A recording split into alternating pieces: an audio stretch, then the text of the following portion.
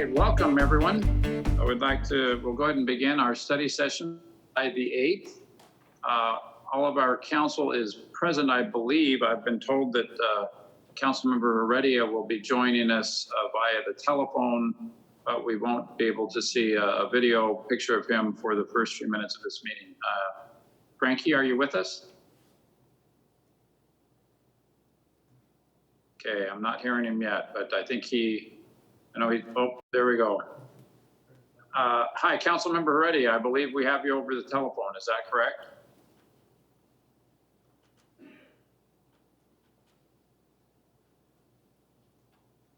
Okay. Is he on mute, Mayor? There you go. There he goes. Is that you, Frankie? Yes. Can you hear me? Yes, thank you. We do now. Okay, so for the record, all of our council is present, and we'll proceed with the meeting. Again, this is the study session for July the 8th. The first item on our agenda for this meeting is to review our agenda for tonight's regular council meeting. Council, please take a look at that agenda. Is there anything from the outset that you would like additional information on, or any questions regarding tonight's meeting? No, we do have one item currently off of the consent agenda. Actually, it's one item, but it's several different agenda items. If there's no, Mr. Brady, is there anything the staff would like to share regarding anything on the agenda for tonight's regular council meeting? Mayor, I believe we've presented on all the items that you have before us, or at least the ones we wanted council to receive, but we're certainly here to answer any questions.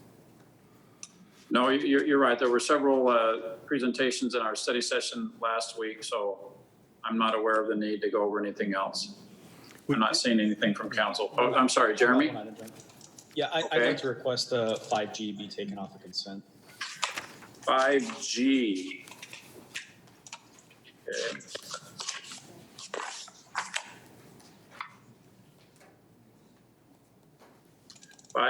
All right, we'll take 5G off of, this is the studios at Mesa City Center construction, the CMAR contract. Got it.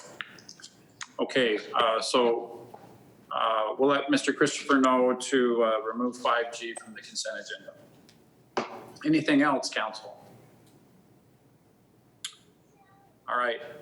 Seeing none, the next item on our agenda for the study session then is item 2A. That's to hear a presentation and provide direction on the proposed Echo Mesa development located on a city-owned parking lot at the southeast corner of Pepper Place and Robeson. I believe we've got our Jeffs, Mr. McVeigh and Mr. Robbins, ready to update us on this project. Is that correct, gentlemen? Yes, Mayor. Good afternoon, Mayor, Council.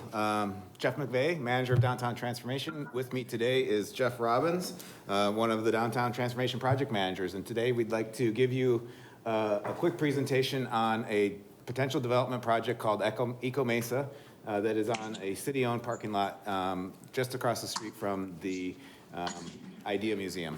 So first we want to give you an overview of the project itself, some project details, and I'll let Mr. Robbins go and give you an overview.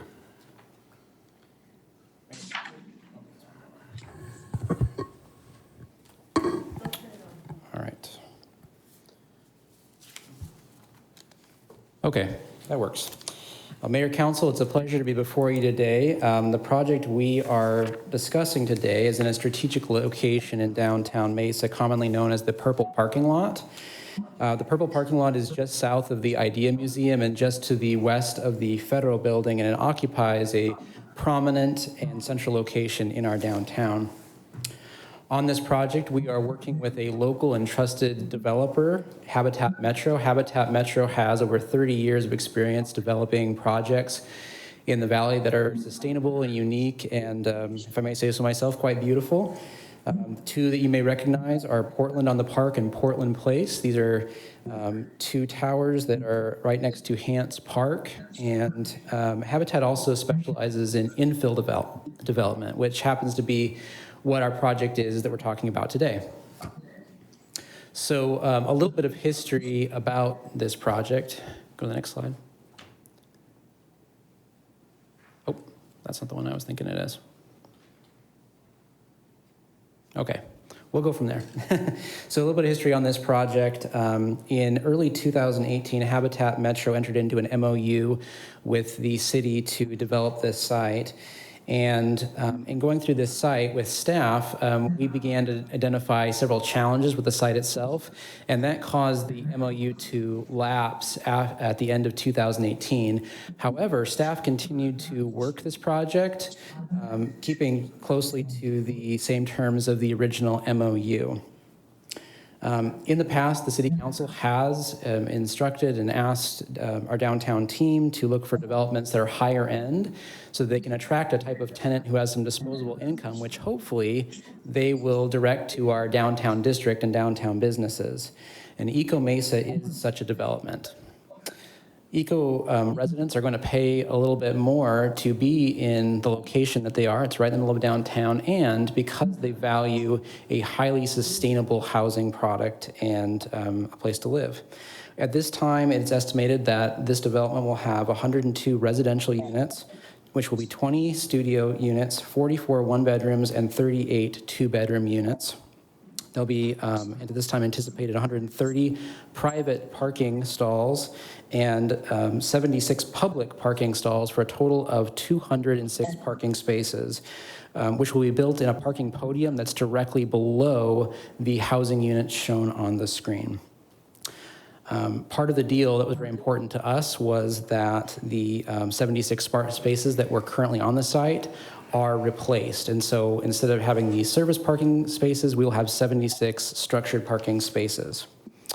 The development's also going to feature some commercial, and the commercial we're anticipating is 4 different suites, totaling about 4,000 square feet of micro commercial units. And I do want to note here that that may change as we continue to develop the designs, but that's what we are looking at this time. ECO is also going to max out the height allowance for this particular transect, which is T5 MSF. So that takes us right up to 85 feet plus solar rooftop panels, an array. So any project, as you can imagine, that has eco in front of it is going to be a highly sustainable product. And as I mentioned already, we have a solar array that's all over the roof, and we anticipate that that should cover about 85% of their daily energy use needs. It will have a gray water capture system, which will irrigate the surrounding landscape. So essentially, they're taking water that would otherwise be thrown out and putting it to good use. There's a car share program for residents and electric vehicle charging stations, both for the residents and for the public. Finally, it is the intent of the developer to put in energy monitoring and display for each unit. And essentially what that is that a resident can go up to a panel in their unit and see how much energy they've consumed over time, which will help them to understand how their daily habits are affecting their energy use. And the hope is that over time, they will adjust their habits to reduce their energy use over time.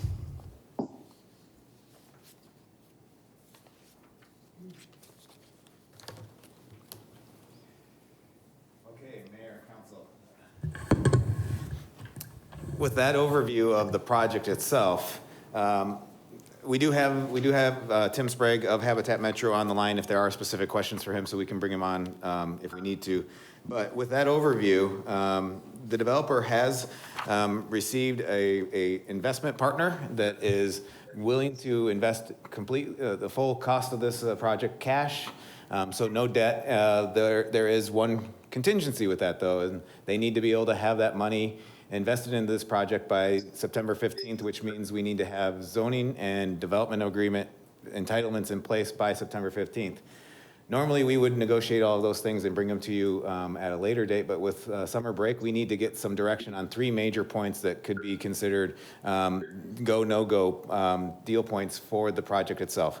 Those are an existing electrical duct bank that runs through the site, the existing public solid waste enclosures that are on the parking lot, and the support for a government property lease excise tax, a GPLET agreement.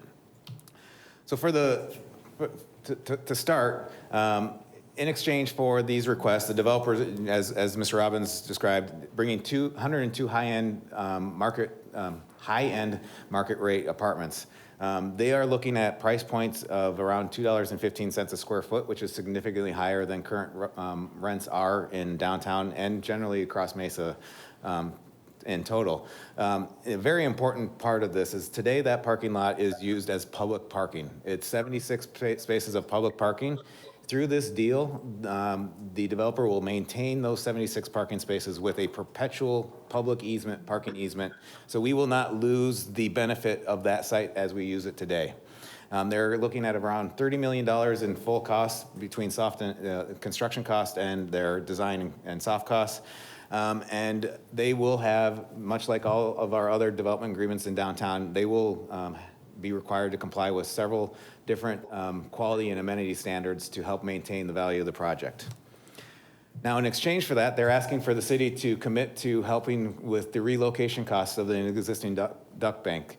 As you can see on the slide, the picture on the left, that yellow dashed line is the approximate location of a primary electrical feed that goes through the site. And on the right-hand side, you can see the site plan overlaid on top of that same site. So as much as the design team tried, running a building across the top of that electric line wasn't going to be something that our electric utility was going to be very fond of. And so we are working on solutions and design solutions to be able to relocate that line to the far east side of the property where they don't have building on top of it, and it's just a surface parking area. That cost would be around $600,000. I'd like to say that is a conservative estimate, as there are several system upgrades that need to happen in that area that can be attributed to the electric system versus to the development itself. However, having said that, at a $600,000 cost to relocate that line, we do have one-time revenues that we will realize as a city that can offset those costs. The developer is going to be paying $325,000 for the property itself, which is the appraised value of the property. In addition, based on a construction cost of around $24.5 million, they will also be paying $320,000 in local construction sales tax. Between those two, we have around just under $650,000 of available revenue, one-time revenues that we can use to offset the electric line relocation. And I think it's important to say that if we want to see this project or this lot redeveloped at some point in time, whether it's with this project or another, that electric line and its location will become a deterrent to redevelopment no matter what. And I will go even further to say that there will likely be cost to improve the electric system in this area, regardless of this development as well, simply because the equipment, transformer sizes, things along that line are not of enough capacity should we have multiple buildings, or even maybe one building along Main Street can switch use from low intensity use that it is today to a higher intensity use like a restaurant. In addition to the electric line, the city has 5 solid waste enclosures on this parking lot that serve all of the Main Street buildings on the north side of Main Street between McDonald and Robeson. Those 5 enclosures would take up enough real estate that would make the project unviable, as well as they would not be able to get the unit count or the parking that they would need to get to the unit counts to make the project profitable. We are working today to find an alternative solution that would relocate those solid waste enclosures to the east on the south side of the federal building back lot. And you can see from the image here, the dark outlines are the existing locations. The yellow outlines are a proposed location. I'm not going to say that is going to be the final solution, because we have to look through this as we're working on the federal building design and see how it actually would work best. But that is something that we'd explore as well. Would be a cost associated with that, but in this case, the developer has agreed to partner with the city through the development agreement to help share in those costs. Particularly with the intent that long-term that backlot would become a pocket park or an outdoor amenity associated with the federal building use. The third request of the developer is for a GPLED agreement for an eight-year abatement of taxes. We have completed an economic benefit analysis, and that economic benefit analysis shows that this project will meet the requirements of the state statute in that it will increase the property value by over 100%. And it will also generate revenues to the local governments in excess of the abated taxes. As it relates to the city, over 8 years, this would equate to approximately $205,000 in abated taxes. However, I think it's important to note that this is a city-owned lot, and today it produces 0 tax revenue for the city. So if this project moves forward, we won't be out any revenues, and we will continue to have the same use of the property that we have today. However, at year 9, when it comes back onto the tax rolls, we can expect that there'll be somewhere in the range of $32,000 a year, ongoing, increasing, slightly increasing year over year in revenues to the city. In addition, over that 8-year period, our economic benefit analysis shows that the sales tax the rental tax and the sales tax generated from the new residents would equate to around $640,000 over 8 years. There'd be around 30 new jobs. And in total, over 8 years, we'd have about $21 million in direct and indirect economic benefit to the city. So again, given the timeline that we're working with, these are 3 points in which we need council direction as to whether you support or would like us to work on different solutions in order for us to be able to negotiate the final deal points on the development agreement, the purchase and sale agreement, and the JIP agreement, so that we can bring that back to you hopefully shortly after you're back from summer break, but before September 15th. And with that, we're happy to take any questions. Okay, thank you, Mr. McVeigh and Mr. Robbins. Council, questions on this item? Mr. Freeman. Hey, Mayor, I'll jump in and go first. Jeff, one of the Jeffs, we're selling this property for appraised value. Is that correct? And I just want to reiterate that. Mayor, Vice Mayor, that is correct. Appraised value. So we're taking a really underperforming piece of property and we're selling it for $350,000, I think you said. 300. That's appraised. 325,000, Vice Mayor. Yes. Okay, 325. Okay, and I had a couple other questions. The primary electric, regardless of any construction happening in the area, if something were to be built on there, it would probably have to be moved eventually, just to meet some of the electrical standards that we have in our electric district. Mayor, Vice Mayor, the site, we have a standing policy that was adopted back in 2012 with the Central Main Plan that any development on one of our city-owned surface parking lots would have to incorporate the replacement of public parking as part of the project itself. If we did not have that policy in place, you could imagine a development proposal that could come in that could straddle that line so that you would have enough clearance that the line wouldn't have to move. But that public parking is way too important for our existing downtown businesses for us to give up. So it almost necessitates the fact that you have to have structured parking. So long way to answer is yes, Vice Mayor. I don't believe that we could develop without moving that line. And that's to my point is, number one, we need to take care of the businesses that are downtown and provide the parking spaces for them. And then moving that primary line to accommodate that, I think is necessitates, us giving up a little bit and working with the developer money-wise to make that infrastructure change. Mr. Brady, were you going to say something? No, the only comment, you're right on, Vice Mayor. The only thought I had in that thought was, I think as we've had conversations with electric utility, this duct bank's been there for some time. And we recognize also that there would have to be, at some point fairly soon is what I've been told, there'd have to be some upgrades to this site, or to this duct bank, sorry. So when we show you the 600,000, obviously that's relocating and putting a whole new duct bank in, which is probably a fair assessment, but we also recognize that some of this is going to create value for the surrounding customers in this area because we are going to be upgrading the facility at the same time. So it's not necessarily like for like, it's an improvement for the whole area downtown once we move this, because then obviously we'll be putting in the most modern, the new lines that will serve this area.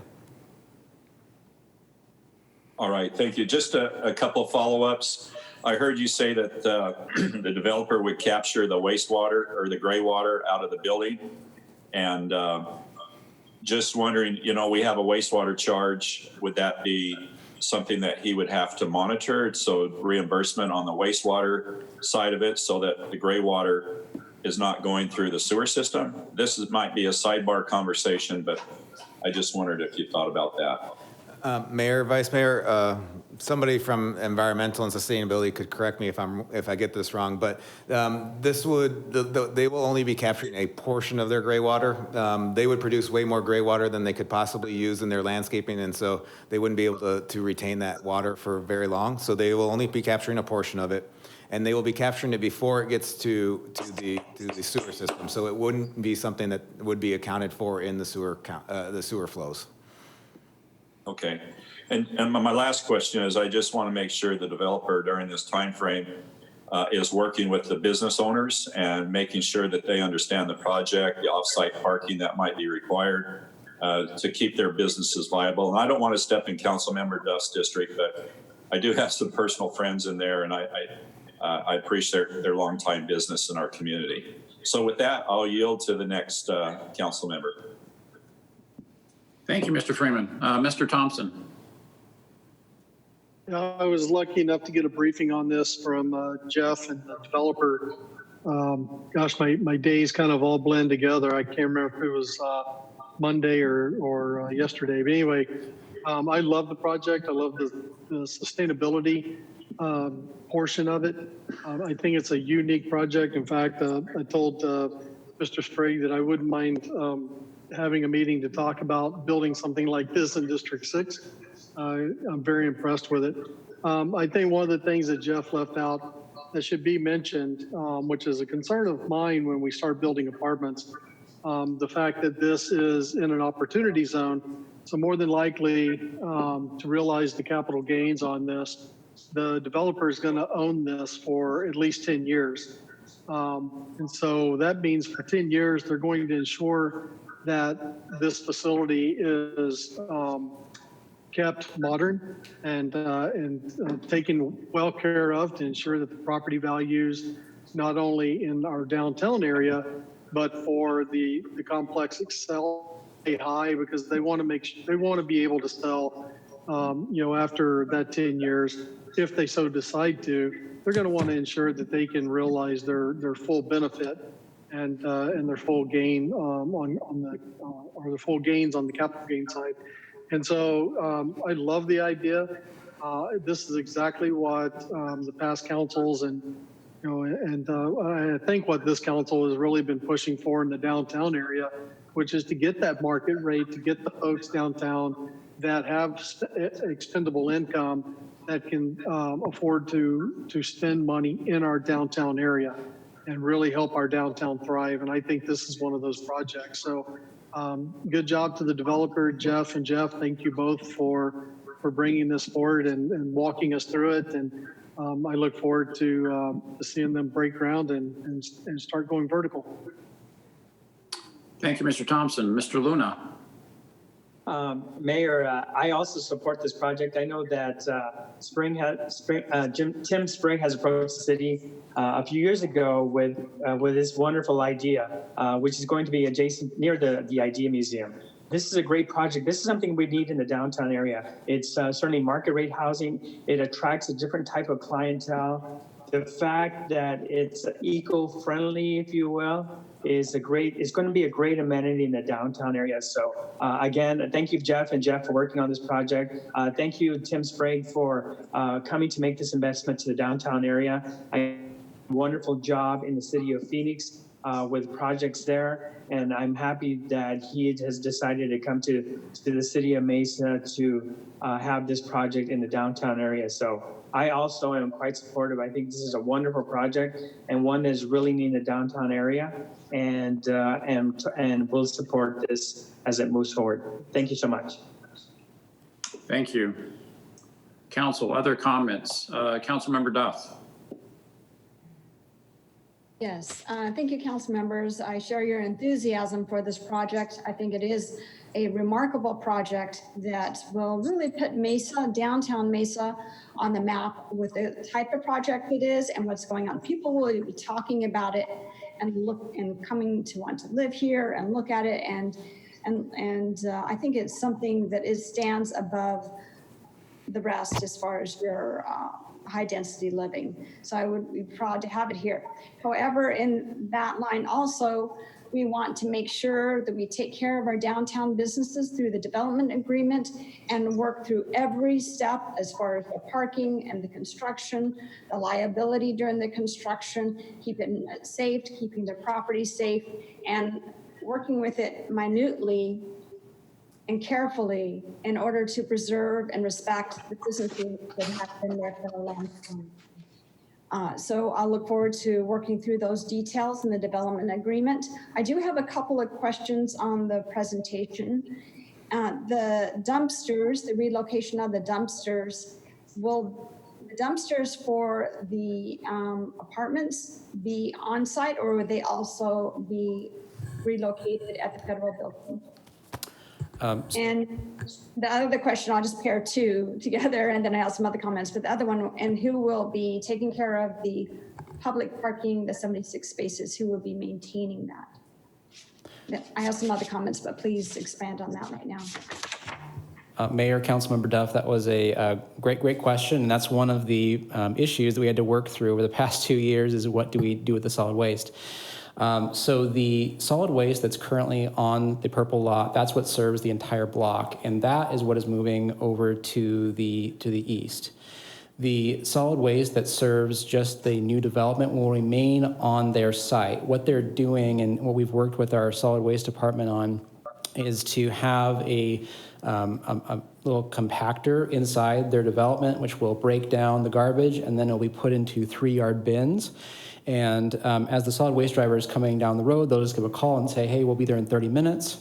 One of the staff, and there's staff always on site at the Eco Mesa development, will go out back, take out those 3-yard bins, roll them out into the alley. They'll be serviced, and then they'll be tucked right back into the building. And addressing your second question about the maintenance of the 76 spaces, currently, we are negotiating that point with the developer. That's one of the things we have to work through. But in the original MOU, there was a certain number of years which the developer would continue to maintain part of the public spaces. And so we need to continue to work with them on how many years the public spaces are maintained. Eventually, those will revert back to the maintenance of the city. Great, thank you. A few things I'm going to bring up right now. I know today is about the electrical line, the GIPLET, the sale of the land, but there are some concerns that I want to respect the businesses that come forward with their concerns and have them expressed at this point so that when we go into development agreement, assuming that we make that decision today, that they are taken care of. Again, the most important thing will be taking care of the parking so that we're not displacing customers from those businesses, and we'll deal with that. The concerns about the safety factor, having equipment there, the sounds, people being able to do business, access, the stability of the area since it is so tight to the other area, to making sure that the building is very grounded and very solid and not going to create any havoc during construction or in the long term of it because of the density. And I think most of the other questions have been answered. I know it is a change for downtown. I know many are concerned. Building density in a downtown is what downtowns are for, and it feels odd right now after so many years we haven't had that. And it feels like an encroachment of Main Street.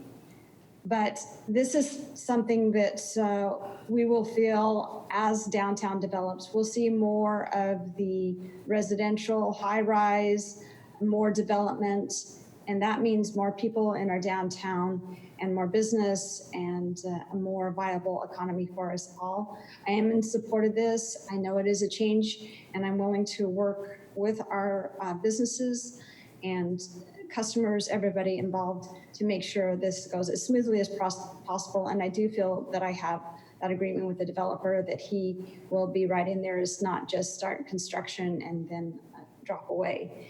And for that reason, I support it. But I do want to put up the word to please the city, the developers, the businesses, let's work together in a partnership to make sure everything is taken care of. Thank you. Thank you, Councilmember Duff. Other comments from the council? I'll just add my congratulations to everyone that's been involved in this process. This literally is something that our city staff and Mr. Sprague have been working on for more than a year, very, very diligently. And I can't remember the last time, if ever, I've been excited about an apartment complex. But this really is going to be, when this project is up and running, and I'm bringing I have out-of-town guests, I'm going to drive, and one of the things I'm going to show them in Mesa is this apartment complex, because it's really such a great story. And I appreciate that it needs to be scrutinized. And as I look at the issues that we're being asked to address today, they're clearly resolved in a way that's very good for the city. Again, this is currently a public parking lot. It's generating no revenue for the city. And so the use of a GPLET that forbears collecting property tax on it for 8 years, really we don't pay any property tax on a city-owned parking lot anyway, so that it's really kind of a non-issue. The electric infrastructure issues, we own the electric company downtown, and our electric infrastructure downtown is inadequate and out of date. All of the new businesses that are being attracted to downtown and to Main Street, unfortunately, we're maxed out in our capacity to provide new service. So that infrastructure is in need of being dug up and replaced and upgraded. So this really is just an opportunity to do what we would be doing anyway. So for those and many other reasons, I am excited and appreciate all the work that's gone into bringing this project to this point. And also, it's been noted, one of the unique things about this project is it's being fully funded. Financing is typically the big challenge in projects like this. So that necessitates us making some decisions early on so we can accommodate some of the financing to the folks that are ready to invest in this project. So we do need to take action.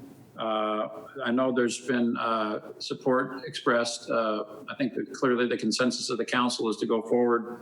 Mr. Smith or Mr. McVeigh, do you need us to have a motion of approval of this item, or Mayor, is there something? Mayor, I think Yes. we're just looking for direction so we can begin. It just gives us comfort that as we go forth and spending time developing these development agreements that we have general concurrence and we're going in the right direction from the council. That's really all we seek right now is just that general direction. Okay. Well, clearly I've heard,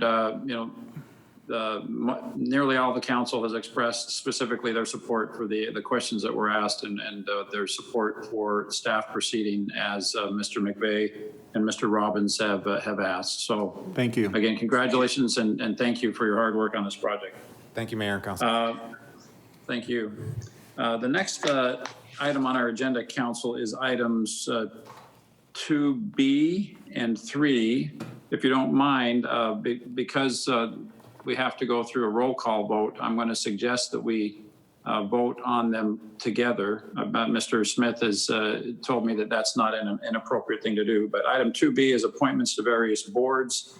Item 3 is to acknowledge receipt of committee minutes. Is there a motion to that effect? Yes, Mr. Thompson. Mayor, real quick before we vote on those, two things. On 2B, I want to say thank you. I'm starting to see more and more District 6 citizens that are being assigned to some of the boards and committees, so thank you very much for that. And on item 3A, Frankie, I was going through the committee notes. Can you give us a real quick, where are we at on the 2020 census by chance? Do you have information of as far as how many of our citizens have already responded and filled out the 2020 census? And Frankie, you have a lifeline here. Jeff's here if you need help, Frankie. Yeah, so I might recruit Jeff to talk about the census operations that are happening. But as far as the response rate that from citizens and residents of Mesa have about 61% of the city of Mesa residents have responded so far based on today's date. we still are missing quite a bit. There are pockets in West Mesa in heavily kind of apartment complex sections of our city that are low, which is dropping our response rate. But I think the next round of activity, we have scheduled some activity around digital, looking at areas, zip codes that we can keep on increasing communication with our residents about filling out the census. There's also activity that is launching. It's kind of stalled with COVID, but by the census, the enumerators that will go out and collect most of the residents have not responded to the census. But Jeff Robbins, I'm not sure if you have a little bit more details on that end as well. We also have other strategies that we're looking at as far as kind of lip drops in some of these mobile homes and apartment complexes that have low response rate. Remember, we can see up to the tract, census tract, which is kind of a neighborhood level that we can look at and maybe drive up response rates from there. But Jeff, you want to add anything? Mayor, Council Member Heredia. So I'll just fill in a few gaps. I think you did a great summary of where we're at. We're at, as of today, when I checked, it was 60.9%. To give you some perspective, back in 2010, we were at 61.5%. So we're 0.6% away from where we were in 2010, and we've still got until August 11th. That is when enumerators from the Census Bureau will begin to go out and start knocking doors. And it's at that point that we really lose our chance to self-respond. Now, when we talk about the self-response rate, I just want to reiterate that that does not mean that people have not been counted or will be missed. It just means that that's the percentage that have self-responded. We're still going to go out and try and talk to as many people as possible that are willing to respond to make sure that every single person is counted. So that just means we're getting the best data from that 61%, 60.9% of the population. We do have two initiatives that we are focusing on West Mesa. One is a digital push. It's about $10,000, and it's specifically targeted towards Hispanic youth and helping them to help their parents to understand why the census is important to their future, especially to education in Mesa. And the other thing we're doing is it's a text call campaign, and it's something we've worked really hard with with a consultant out of DC. And what they do is they call residents, and this will all be in Spanish, since that tends to be the demographic that we're seeing is not responding as highly in West Mesa.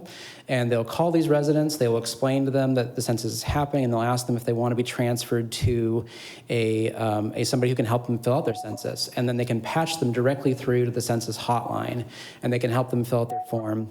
And then there's also a text campaign where there's just a button they can push that will also patch them through to the National Response Hotline. So with these initiatives between the social and the text and the call, and also mobile questionnaire assistance sites, this is directly for the Bureau. It's not something the city runs, but these are sites that we are trying to coordinate with the Bureau to go out to certain locations and set up, I guess it's booths. They haven't explained exactly what it is, but it's iPads, and they help people respond where they're at.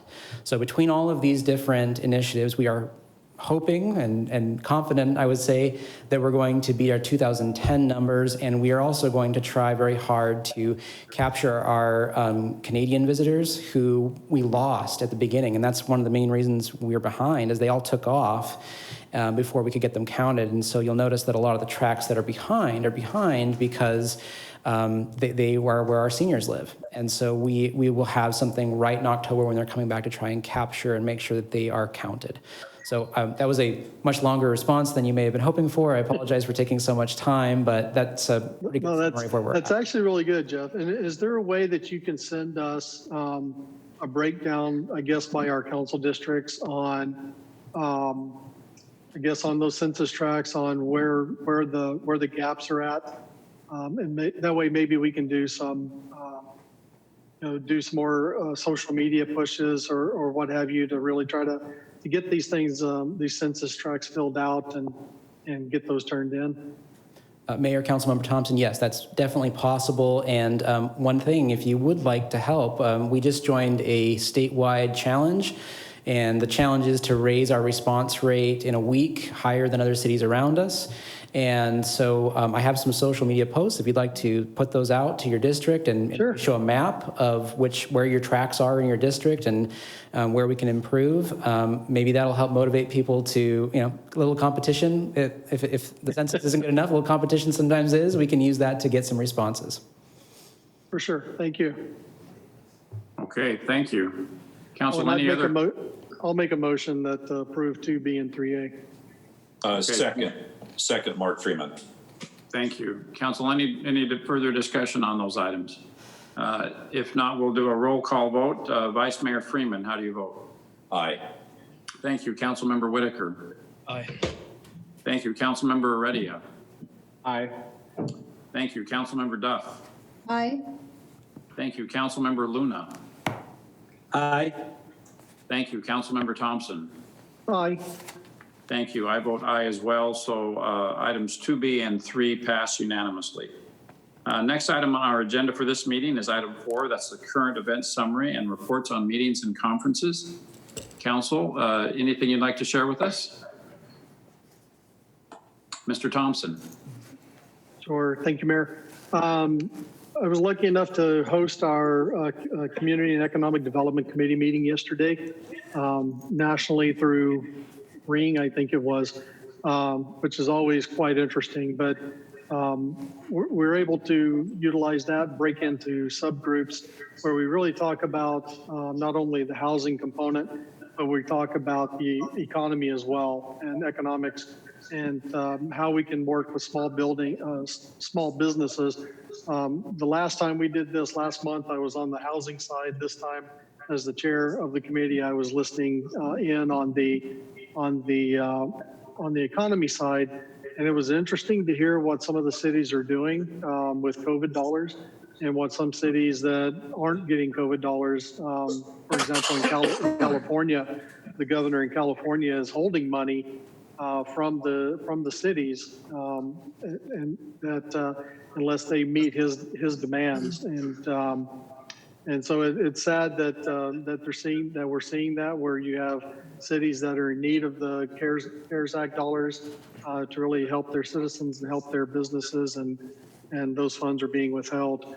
And then this morning I got to represent Mesa for the change of command ceremony down at Yuma Proving Grounds. We did it virtually because of the COVID outbreak or spike in Yuma. So I was able to represent Mesa on the Mesa Industry and Defense Council group, and it's sad to see Colonel Poppenberger take off, but I think Colonel McFall is going to do a tremendous job. So that was it. Thank you. Thank you. Council, other activities you'd like to share with us? Councilmember Duff. Last Thursday, I continued my community conversations, which after a couple-week vacation, I'll continue again on late July. But it's a weekly conversation, an hour, where constituents come forward and talk about whatever they're interested in learning about or ideas they have for our city, so we can have that dialogue that we can't have in passing on the streets or at events or whatever. I enjoy the dialogue that we're having and the conversations, and encourage others to register. It's a Zoom event on Thursday afternoons. Next one will be on I think it's the 23rd. I have to look at my calendar. It's at 4 p.m. It's on a Thursday. Great, thank you. Council members, yes, Mr. Luna. Thank you, Mayor. I continue to do the Facebook in Espanol and encouraging our residents to contribute to the canned food drives. And so as long as that's happening, I will continue to do those messages in Espanol for our canned food drive. So that's about it, Mayor. Great, thank you. Council, other comments on this agenda item? I would just like to express my thanks to our city staff for another great 4th of July fireworks display. I think we all know that this wasn't a normal 4th of July. It wasn't we were able to manage to still do the fireworks display. Found the biggest parking lot we could so that people could remain in their cars and social distance. So it was out at the Fiesta Mall parking lot, but that parking lot was full with social distancing guidelines being enforced, as well as all of the surrounding parking lots at Target and everywhere else. So well-supported event, and also executed in a very responsible way as well. So thank you to staff for being innovative and finding ways to celebrate the holiday in a responsible way. Also, I've been pleased to serve this year. There's a organization called the Mayor's Education Roundtable. All of the state's mayors participate in, or most do. And I've been honored to chair that organization this year. And we had a great meeting of that organization yesterday virtually, and invited the state superintendent of schools, Superintendent Hoffman, to be there to talk about roles that cities can play to help getting our school districts back in getting our kids back in class.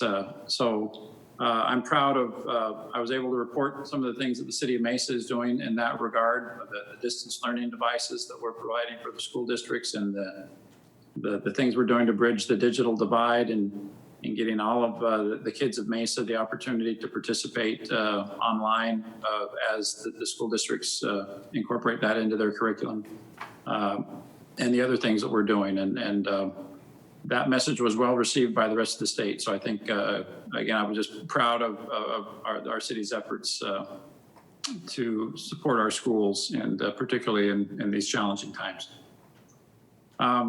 Council, anything else you'd like to share with us?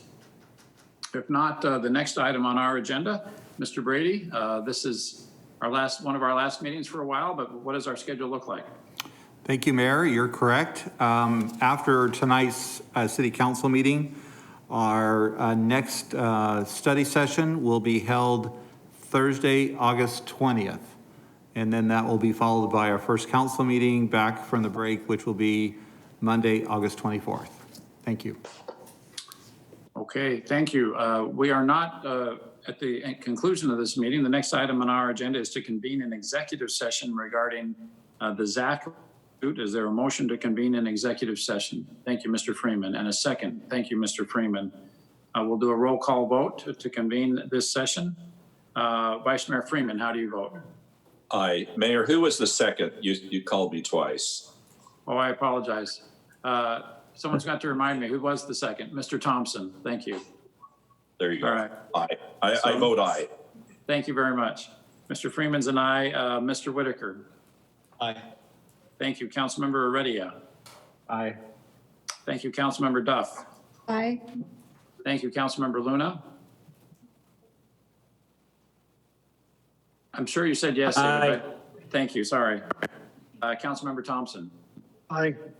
Thank you. And I vote aye as well. So that motion passes. We will now close out of our Zoom meeting and go into a telephonic executive session.